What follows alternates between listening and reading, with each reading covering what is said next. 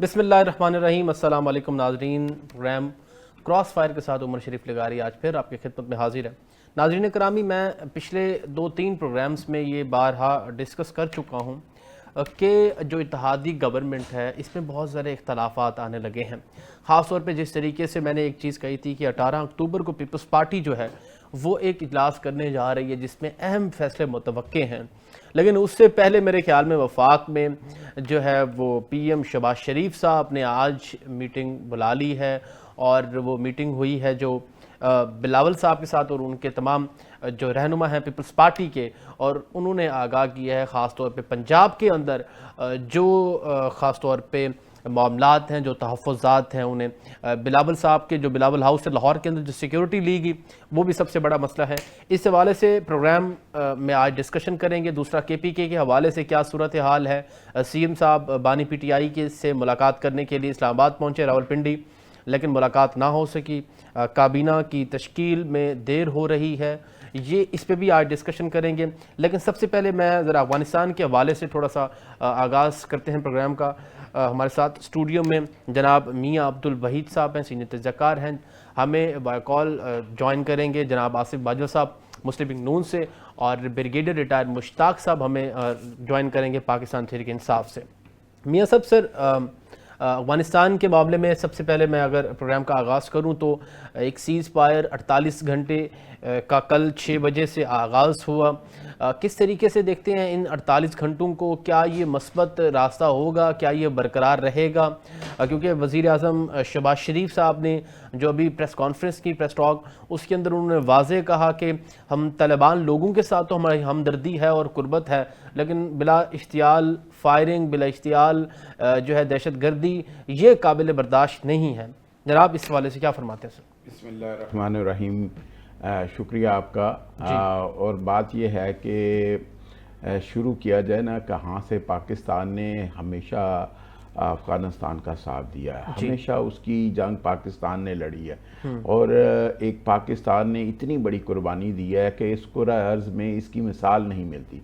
और पाकिस्तान ने ना सिर्फ कि अपनी इकानमी आज उसका जो बुरा हाल है वो सिर्फ और सिर्फ अफ़गानिस्तान की वजह से है, और चाहे रशियन वार हो, चाहे टेररिज्म की वार हो, चाहे उनकी इकानमी की बात हो, चाहे उनकी ट्रेड की बात हो, चाहे उनके माली मामलात हो, चाहे पाकिस्तान ने उनकी मेज़बानी की हुई हो, ये इतने एहसानात हैं पाकिस्तान के अफ़गान गवर्नमेंट के ऊपर, अफ़गानिस्तान के ऊपर, कि जिसका कोई मैं अगर शुरू कर दूं तो ये एक तवील फरिश्त है मेरे पास, लेकिन ये इतने एहसान फरामोश हैं कि ये पाकिस्तान की इतनी कुर्बानियों को कभी भी ये इन्होंने ये माना नहीं है, कभी भी समझा नहीं है, और ये डू मोर का मुतालबा हमेशा इन्होंने किया है। पाकिस्तान ने जो कुछ भी कभी इनको दिया है, अब इधर पाकिस्तान ने इनको गंदम के मतलब जो इनकी डिमांड है उससे ज़्यादा इनको दिया है, और उधर उसके बाद इधर गंदम इन्होंने ली, और उधर उसके बाद फिर इन्होंने मुतालबा शुरू कर दिया। जो भी आपने ट्रेड इनके साथ, जितने भी आप इनको अकोमोडेट करें, लेकिन ये किसी बात को खातर में नहीं लाते। और अब इन्होंने पाकिस्तान के ऊपर इस तरह से जो है चढ़ाई की है कि इनको ये अंदाज़ा नहीं है कि ये पाकिस्तान का जो है क्या मर्तबा है, पाकिस्तान कौन सी स्टेट है, और एक एटॉमिक पावर है पाकिस्तान। और फिर अभी इन्होंने देखा नहीं है कि हिंदुस्तान का क्या हशर किया है हमारी बहादुर अफवाज ने, और उससे भी इन्होंने सबक नहीं लिया, और ये उल्टा कहते हैं अंग्रेज को देखो जी, आप देखो जी, बरतानिया को देखो जी, आप देखो जी, रशिया को देखो जी, क्या उन्होंने, भाई ये तुम लोगों ने जंग लड़ी है, ये सारी की सारी जंग तो पाकिस्तान ने लड़ी है, आपके साथ खड़े होकर लड़ी है हमारी अफवाज ने, हमारी इंटेलिजेंस ने, और सारी के सारे जो ये जंग लड़ी है। और आप कहते हो अमेरिका को भगा दिया, यह आपका तल्का था, ये आपने अमेरिका को, पाकिस्तान समझाने वाला था अमेरिका को। पाकिस्तान ने हमेशा रशिया को जो है उसको नीचा दिखाया है। अभी आपने देखा नहीं कि इस पाक हिंद की ये जो मार्का हुआ है, और इसके अंदर दुनिया को ये जंग नजर भी नहीं आई, और पाकिस्तान ने हिंदुस्तान का कुछ नहीं छोड़ा।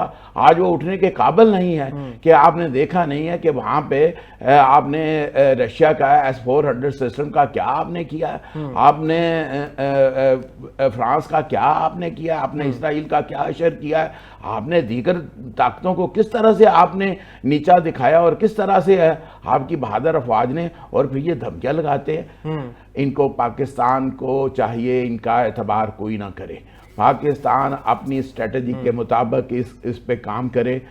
हाँ, जब बात आए कि हमें हमदर्दी की, तो फिर उसमें जरूर इंटरनेशनल गारंटी को वो ये करे, ये ले, मतलब जिस तरह अब सऊदिया ने और सालिस कोई होना चाहिए और वो बड़ी स्ट्रांग किस्म की जो है गारंटी होनी चाहिए, और उस पे हो, क्योंकि इनका कोई एतबार नहीं है। अभी आपने पीछे इनको आपने इनको कहा कि सीज फायर कर दिया, और उसमें उन्होंने उन्होंने कहा जी हमें अपने डेड बॉडीज उठाने दें, और फिर उसने क्या किया, आपके लाके सामने, उस दौरान आपके सामने लाके फौज खड़ी कर दी। मतलब ये नाकाबिले एतबार है, और ये हमेशा से ये रहा है। इन्होंने जिस मुल्क से, रशिया से भी इन्होंने फायदे लिए, टर्की से भी फायदे लिए, सऊदीया से भी फायदे लिए, हर मुल्क से फायदा लेके और उसके बाद से आंखें जो है माथे पर रखी हैं। ठीक है, मेरा पॉइंट आ गया। ब्रिगेडियर साहब, जरा इस हवाले से आपका एनालिसिस चाहूंगा सर, क्या मौक़िफ़ आप रखते हैं खासतौर पर अफगानिस्तान के हवाले से? आप इसमें अगर देखा जाए तो कुछ क्रिटिक्स ये भी कहते हैं कि पाकिस्तान की जो कुर्बत बढ़ी है अमेरिका के साथ, ये उसके नताइज में से भी एक नताइज है कि तालिबान रजीम ये नहीं चाहती कि पाकिस्तान की अमेरिका के साथ जो है वो मामलात और अच्छे मजीद हों, क्योंकि अमेरिका का जो स्टांस है वो आपको पता है कि वो कहते हैं कि हमें एक फिर इन्फ्लुएंस चाहिए अफगानिस्तान के अंदर, जैसे बगराम एयरबेस की बात करें।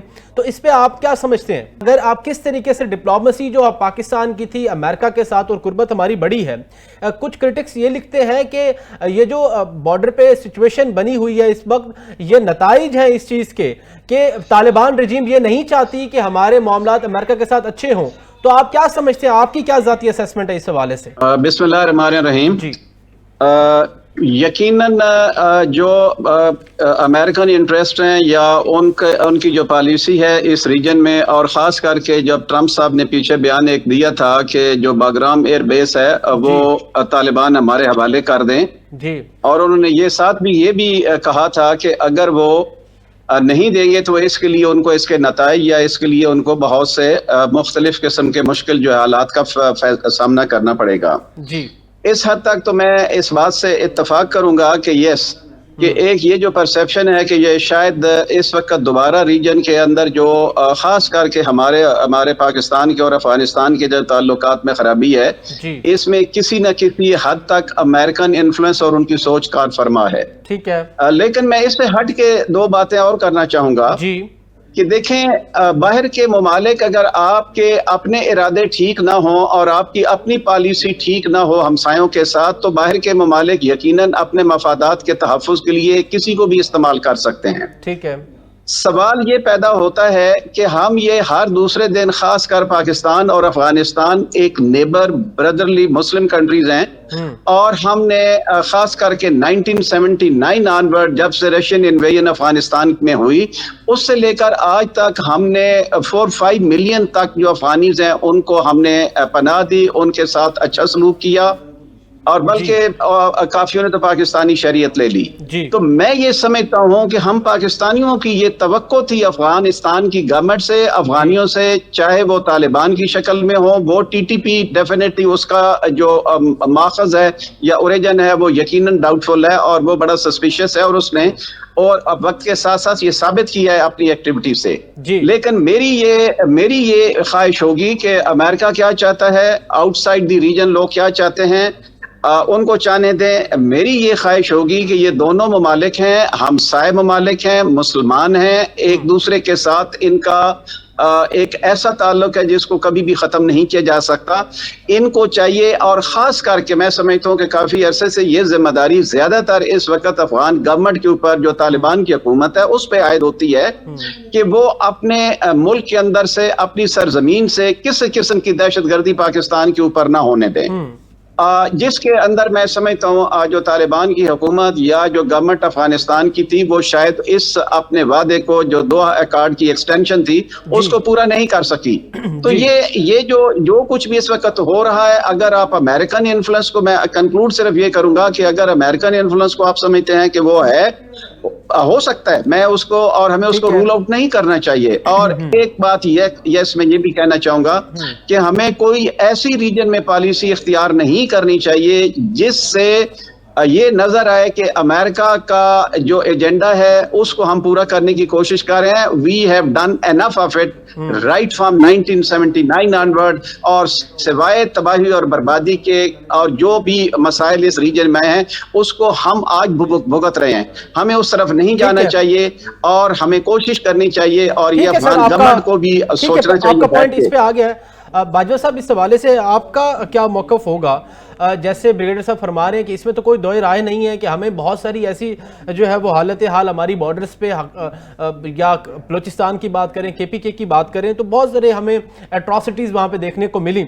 लेकिन बात जैसे हम कर रहे हैं कि दोहा अकॉर्ड की जो बात कर रहे हैं हम, या हम अफगान पॉलिसी की बात कर रही है, इन सबको जो है वो एक बार फिर जो है हमें रिपील करने की ज़रूरत है। तो आप क्या समझते हैं कि इसमें किस तरीके से पाकिस्तान डिप्लोमेसी करेगा? एक तरफ हमने जो डिप्लोमेसी आफ्टर बुनियादम महसूस किया तो हमें तो बहुत सारे प्रिविलेजेस मिले, लेकिन अब हमें किस तरीके से इसको लेके चलना है?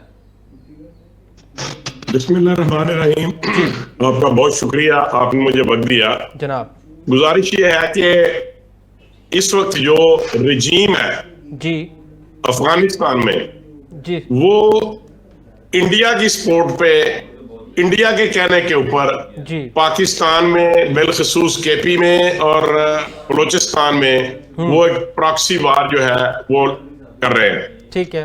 और मैं ये समझता हूं कि ये इसमें जो अफगानिस्तान की इस वक्त तालिबान की जो रजीम है जी, उसको इसके ऊपर सोचने की जरूरत है। उनको इसके ऊपर बहुत सा काम करने की जरूरत है जी, कि क्या पाकिस्तान ने गुज़िश्ता 40 साल से जो उनके साथ किया, उनके बच्चे तालीम हासिल करके आज आप देखें कि पाकिस्तान में मार्बल का काम, पाकिस्तान में कारपेट का काम, पाकिस्तान में ब्लैंकेट का काम, कपड़े का काम, किस और लोहे का काम, आप किस फील्ड में जाएं, आप सोच भी नहीं सकते कि जितना कारोबार अफगानी पाकिस्तान में कर रहे हैं वो अपने मुल्क में भी इतना कारोबार नहीं कर रहे। ठीक है। और ये उन सब लोगों के घर इस्लामाबाद में है, लाहौर में है, पेशावर में है, KP के दूसरे बड़े शहरों में है, अफगानिस्तान में है। उनके बच्चे यहाँ से तालीम हासिल कर रहे हैं, यहाँ के कार्ड्स लेके अफगानिस्तान की बजाय पाकिस्तान के कार्ड्स और पासपोर्ट लेके पूरी दुनिया में वो जा रहे हैं और इंपोर्ट कर रहे हैं, एक्सपोर्ट कर रहे हैं। लेकिन उसकी बदकिस्मती ये है, हमारी बदकिस्मती ये है कि अफगानियों ने अपने आप को इंडिया के हवाले कर दिया है, और इंडिया ये समझता है कि पाकिस्तान में शोरश या पाकिस्तान में प्रॉक्सी वार वो अफगानिस्तान के तालिबान के बगैर नहीं कर सकता। और इसके हमारे पास ठोस शवाहिद मौजूद है और पूरी दुनिया को इस बात का इल्म है कि देखें, अमेरिका तो वो ऐसा मुल्क है, या बरतानिया या यूरोप वो ऐसे ममालिक हैं कि अगर कोई पाकिस्तानी वहां से वीजा पाकिस्तान से अप्लाई करता है तो वो पहले पूछते हैं कि क्या आपने कभी have you been visited Afghanistan. लेकिन अफगानियों ने पाकिस्तान का पासपोर्ट इस्तेमाल करके और आज वो पाकिस्तान के दुश्मन बने हुए हैं। आप देखें, चाहे खेल का मैदान हो, चाहे कोई और बात हो, वो हमारे मुखालिफ हैं। और पाकिस्तान में इस वक्त जब अफगानिस्तान के फॉरेन मिनिस्टर वहां पे मौजूद थे तो उन्होंने क्या गुल खिलाए और हमारी आर्मी के ऊपर और हमारे सिक्योरिटी इदारों के ऊपर उन्होंने भरपूर हमले किए। और उसके अलावा आपने ये देखा होगा कि इसमें इन्वॉल्वमेंट इंडिया की है। इसके बाद पाकिस्तान की जो गवर्नमेंट है अब, या पाकिस्तान की जो पॉलिटिकल सियासतदान, पॉलिटिकल फोर्सेज है, वो ये कहते हैं, मियां नवाज शरीफ साहब और मियां शहबाज शरीफ साहब ने कैटेगोरिकली कहा कि हम साहिब बदल नहीं सकते, हमने इधर ही रहना है, आपने भी इधर ही रहना है। आप इस तरह ना करें। आप पाकिस्तान में सारा कुछ हमने आपको सपोर्ट किया, लेकिन मैं ये समझता हूं कि आज पूरी दुनिया के इल्म में ये बात आ चुकी है कि ये प्रॉक्सी वार है जो इंडिया की सपोर्ट के बगैर अफगानिस्तान कुछ नहीं कर सकता। अगर पाकिस्तान और भी बड़ा नुकसान करना चाहे अफगानिस्तान का तो हम कर सकते हैं, लेकिन हम ये समझते हैं, गवर्नमेंट ऑफ पाकिस्तान ये समझती है, चीफ ऑफ आर्मी स्टाफ ये समझते हैं कि एट द एंड जी पाकिस्तान और अफगानिस्तान हम एक मुस्लिम ममालिक हैं, हम एक दूसरे के बगैर हम हमसाए हैं, हम यहाँ से बदल नहीं सकते। तो हम ये चाहते हैं कि हम इसको इस तरीके से टैकल करें कि अफगानिस्तान में इंडिया का जो असरात हैं उनको हमें कम करना होगा, और इसके लिए हम बेहतरीन डिप्लोमेसी इस्तेमाल करेंगे। आपका पॉइंट आ गया इस पे। मियां साहब जरा मुझे ये बता दें कि अब हम एक चीज को तो एडमिट करते हैं ना कि ठीक है, ये वफाक और हमारी सिक्योरिटी फोर्सेस का ये ऑब्लिगेशन है कि वो तमाम अक्रॉस दी बॉर्डर हमारी सिक्योरिटी की सूरत हाल को देखें, लेकिन एक तरफ हम जो सूबाई इकाइयां हैं उनको भी एक तरफ नहीं कर सकते अगर उनका स्टांस ऑपरेशन के हवाले से जिस तरीके से केपीके की बात की जाए, न्यूली रिजीम केपीके के अंदर आगे एक बहुत बड़ा चैलेंज होगा। तो आप क्या समझते हैं? एक तरफ बाजवा साहब कहते हैं कि बहुत सारे अफगानिस्तान यहाँ पे अफगानी बाशिंदे यहाँ पे हैं जो सिटीजन बन चुके हैं और कारोबार करते हैं, और आज ही ये गवर्नमेंट की तरफ से ये मरासला आया है कि जो है वो अफगान जो भी इधर लोग हैं जो यहाँ पे कारोबार करते हैं उनको टैक्स नेट में भी लाया जाएगा। तो इस हवाले से आप क्या समझते हैं कि इस चैलेंजेस को किस तरीके से फिर हमें इंटरनली किस तरीके से हम हैंडल करेंगे? देखिए जी, सबसे पहली बात तो ये देखना ये है कि ये क्यों ऐसा हो रहा है। ये बड़ा क्लियर है कि ये इंडिया ही इसकी बैक पे है, और इंडिया और इसराइल ये दोनों ही बढ़ावा दे रहे हैं और जलती पे तेल डाल रहे हैं। और अफगानी जो हैं ये पैसे के लालच में, ये किसी के मतलब बहकावे में नहीं है, लेकिन ये जो है पैसा इनको दो और ये इनसे जो मर्जी काम करवा ले, और दुनिया का हर काम करने के लिए स्मगलिंग से लेके और हर चीज वो तो बिल्कुल बात ठीक है, मैं इंटरनली बात कर रहा हूँ कि हमें हमारे जो आपने जो आपने जो सवाल किया मैं उसी तरफ आ रहा हूँ। लेकिन चूंकि ये इशू है ना कि कैसे ये इसको हमने इसको सफारती लिहाज से भी इसको लड़ना है, जंग तो हम लड़ रहे हैं और इंशाल्लाह इस जंग में तो आपकी फतह होगी। और दूसरा ये है कि ये सूबों की मामला ये नहीं है, जो सिक्योरिटी है और ये तो वफाक ने देखनी है, ये सूबों का मामला ही नहीं है। और लेकिन सूबों को इत्मीनान में लेना चाहिए, हाँ जी, इत्मीनान में लेना चाहिए। एडिशन टू दिस क्वेश्चन कि जैसे आज शहबाज शरीफ साहब ने मुलाकात के लिए बिलावल साहब को बुलाया है पंजाब में, उनको जो तहफ़्फ़ुज़ात हैं, तो क्यों ना ये कितना एक अच्छा चीज जस्टर हो जाए कि अगर केपीके के सीएम को भी बिठा के इस चीज में एतमाद में लिया जाए। डेफिनेट इनको लेना चाहिए। ये देखना जी, ये वफाक की बड़ी जिम्मेदारी है। पहली तो बात ये है कि इनके दरमियान में दरार पैदा नहीं होनी चाहिए। जो इत्तेहादियों में बड़ा दिल करें, मामला तो होते हैं कि जो गवर्नमेंट होती है उसका दिल बड़ा होता है, वो अपोजिशन को भी साथ लेके चलती है, और वो अपने इत्तेहादियों को अगर आप उनको इत्मीनान में नहीं लेंगे मामला करते वक्त, ये देखे ना मुशावरत का सिलसिला अगर बढ़ जाए ना तो मामला ठीक हो जाते हैं। जहां फुकदान होता है मुशावरत नहीं करते। आप कोई कानून साजी करनी है, कोई मामला है, इकोनॉमी की मामला है, तो इत्तेहादियों को आप इत्मीनान में लें सबसे पहले। इवन आप अपनी पार्टियों में जाने से पहले आप इत्तेहादियों को इत्मीनान में लें, उनसे मुशावरत करें और फिर उससे लेके मामला चले। कोई पॉलिसी आपने बनानी है, कोई लेजिस्लेशन आपने करनी है, तो उसके लिए बड़ा जरूरी है सबसे पहले आपके पास इत्तेहादी जो है उनके सरबराहान जो है उनके साथ आप जो है एक मीटिंग करें कि ये हमारे मामला है। फिर वो अपनी अपनी पार्टियों में जाके और फिर गवर्नमेंट के साथ मतलब एक इत्मीनान की फजा कायम, और ये गवर्नमेंट की जिम्मेदारी है। और फिर इत्तेहादी भी ये ऐसे नहीं है। अब आप खास तौर से सबसे बड़ा इत्तेहादी तो पीपल्स पार्टी है, और पीपल्स पार्टी सियासी मामला को बड़ी सूझबूझ रखने वाली जमात है, और इसमें भी कोई शक नहीं है कि मौजूदा गवर्नमेंट में भी बड़े सीरियस लोग हैं और बड़े सीजन लोग हैं। डायरेक्टली देखा जाए तो पाकिस्तान के अंदर किसी भी पॉलिसी के हवाले से तमाम पॉलिटिकल पार्टीज स्टेक होल्डर हैं किस्म की ना सर, जी। तो उसमें सबका जो है वो इनपुट होना चाहिए। इसी हवाले से बाजवा साहब से पूछ लेते हैं। बाजवा साहब, हुकूमत इस हवाले से किस तरीके से काम करेगी? आप क्या समझते हैं कि अगर एक तरफ न्यूली इलेक्टेड सीएम साहब आज एक अपनी हिफाजती जमानत लेके रावलपिंडी पहुंचते हैं और बानी पीटीआई से मुलाकात करना चाहते हैं, मुलाकात नहीं होती, उनको नाके पे रोक दिया जाता है और उसके बाद वो काबीना की तश्कील के हवाले से भी वो देर हो रही है, डिले हो रही है। वो कहते हैं कि मैं मशावरत करूंगा तो फिर काबीना बनाऊंगा अपनी मिनिस्टर्स।